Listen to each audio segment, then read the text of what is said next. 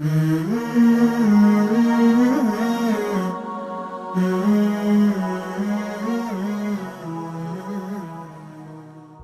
besoj se edhe sahabët radhiyallahu anhum kanë qenë njerëz sikur se ne, nuk kanë qenë njerëz toksor.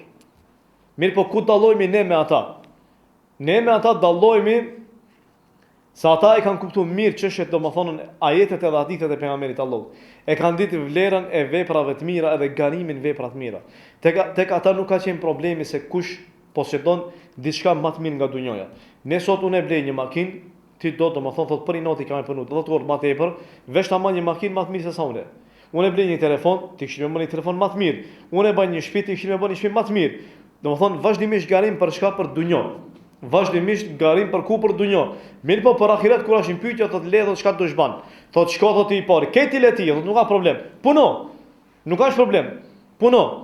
Mirë, po është problemi se kur ashin pyetja domethënë dunjoja, të garojnë. Kjo do thotë se zemrat e tyre janë smuta. Thot e Isa ibn Musa, një prej selefit.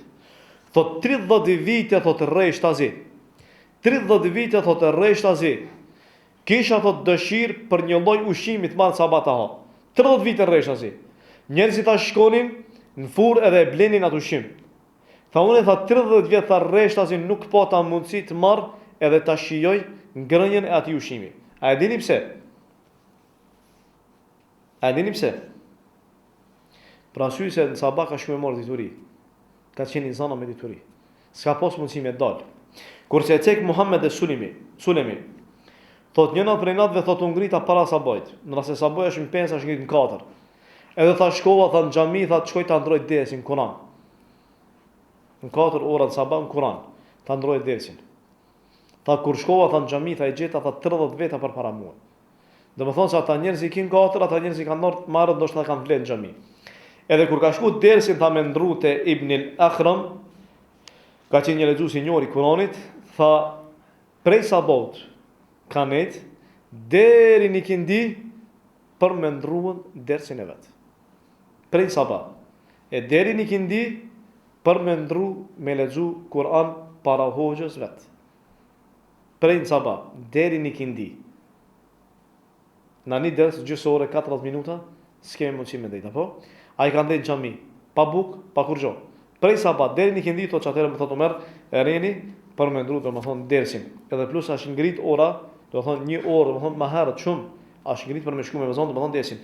Kurse e cek njëri prej selefit, thotë se, kur e kanë dje vetveten e ti, do më thonë, se shpirti e ti ashtë nga dalsu, në adhurim edhe në veprat mira, e ka marrë, do më thonë, i ka thonën, se ti je më meritor me zonë me të marrë me të rre, se sa do më thonë me marrë, me rre do më thonën, kafshën teme. Më meritor është shpirtim. E ka qërtu vetveten e ti. Nëse e qërton shpirtin, puna është mirë. Nëse nuk e qërton shpirtin, është problem. Thot Omeri radhiyallahu anhu, thot uwailu liman kanat ad-dunya amaluhu. Thot mirë pa atë i cili dunjaja është shpresa e tij. Wal khataya amaluhu, kurse mëkatet janë veprat e tij. Alimun bi amri dunya, thot i ditur për çështjet e dunjos, krejt i di, me vetë për kera, krejt llojet e kerave i di, me vetë për telefona, krejt i di, me vetë për krejt i di, dunjo, krejt, ekspert, pa shkollë, ekspert, krejt. Mirë po thot Omeri, thot jahilun bi amri akhiratihi, mirë po shumë ignorant i madh kur ashin pyetja ahiretit i tij. E mosibet për këtë njeri.